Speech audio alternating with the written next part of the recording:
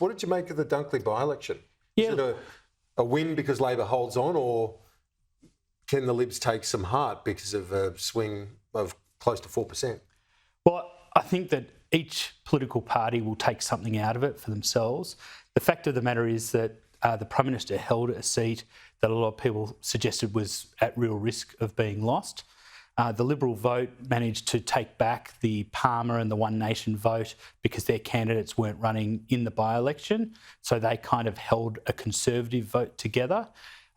For mine, I think the interesting thing is that the ground campaign that Labor ran was very successful, from obviously the National Secretariat to the Victorian State Director to Jet Fogarty on the ground. They ran a strong campaign, and they've got another very good candidate back into Parliament.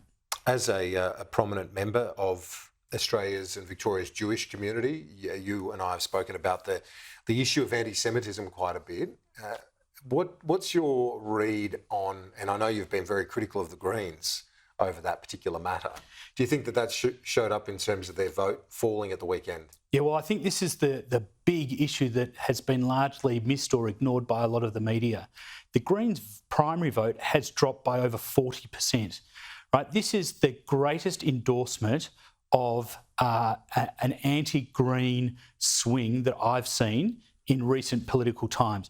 I'll go so far as to say that the people have now actually spoken and said that the very divisive, in actual fact, probably the greatest example of a mainstream political party race baiting, the way that the Greens have against both the Jewish community and Israel, and it's backfired on them spectacularly. People don't like the division of hate. They don't like them fanning the flames of this kind of race attack. And I think that the Greens and Adam Bandt in particular should walk away from this and actually reassess what they've done, both in Parliament and outside in the community. Do you think that this result in Dunkley will be replicated elsewhere come the federal election? I think there's the Greens? Well, I think there's a very real risk that people don't like what the Greens have been doing. Absolutely, right? You don't have the Labor vote hold, the Liberal vote effectively hold, or the Conservative vote hold, and then 40% of the Greens vote walk away from their party if there's not something seriously wrong with what they're selling. The voters have said, whatever, Adam Bandt, you're trying to sell us, we don't want. And clearly, the number one issue, time and time again, is the way that their state member of Parliament and their federal members of Parliament have continually attacked both the Jewish community and also Israel. And let's be very clear about this. They have attacked the Jewish community. Their Greens MPs in state parliament have attacked the Jewish community and mentioned Jews using that specific wording, not just Israel. The cat's out the bag. This is not just an anti-Zionism push by the Greens.